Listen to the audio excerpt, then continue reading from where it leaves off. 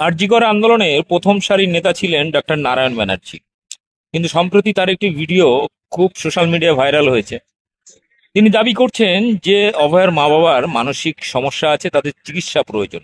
কিন্তু যারা তাদেরকে নিয়ে ফুটেজ খাওয়ার জন্য, রাজনৈতিক ফায়দা লোটার জন্য নবান্ন অভিযান সহ বিভিন্ন আন্দোলনে তাদেরকে ব্যবহার করছেন, তাদের বিরুদ্ধেও তিনি কিন্তু আওয়াজ তুলেছেন। তার একটি ভিডিও বার্তা এই সময়ে সরাসরি সোশ্যাল মিডিয়ায় ব্যাপক ভাইরাল হয়েছে। আপনাদের শোনাবো ডক্টর নারায়ণ ব্যানার্জি কি বলছেন। নারায়ণ ব্যানার্জি যে মন্তব্য করেছেন সে সম্পর্কে আপনাদের মতামত অবশ্যই কমেন্ট বক্সে দেবেন এবং আমার চ্যানেল বং নিউজ লাইভ অবশ্যই সাবস্ক্রাইব করবেন। একটা কথা, ওর মা বাবার আমি মেন্টাল কন্ডিশনটা খুব ভালো বুঝতে পারছি।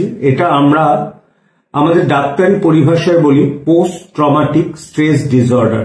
এই ডিসঅর্ডারের মধ্যে দিয়ে ডেফিনেটলি ওনারা দুজনেই যাচ্ছেন।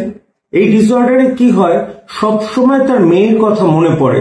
যে বাবা একটা সেলাই করে একটা মেয়েকে বড় করেছে, অনেক আশা নিয়েছিল যে মা যে বড় হয়ে মেয়েটা একটা মুখ উজ্জ্বল করবে, সে তাকে হঠাৎ করে রেপ এবং খুন অথবা রেপ হতে হয়েছে।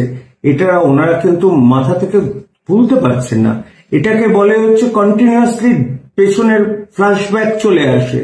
আর পোস্ট ট্রমাটিক ডিসঅর্ডারে কি হয়, স্ট্রেস ডিসঅর্ডারে অনেক সময় অ্যাংজাইটি হয়, ডিপ্রেশনে হয়। ওনারা দুটোতেই ভুগছেন। ওনারা আগে থেকেই কিন্তু অসুস্থ। নাম্বার 2, মুড সুইং ভীষণ হয়। কখনো কখনো দেখবেন ওনার মারা ভীষণ মুড সুইং করছেন।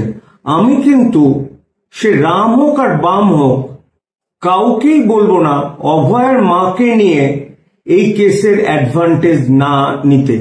অভয়ার মা এবং বাবাকে যেন এই কেসের অ্যাডভান্টেজ থেকে সরিয়ে দেওয়া হয়, সেটা আমার কিন্তু ডাক্তার হিসেবে একান্ত মতামত।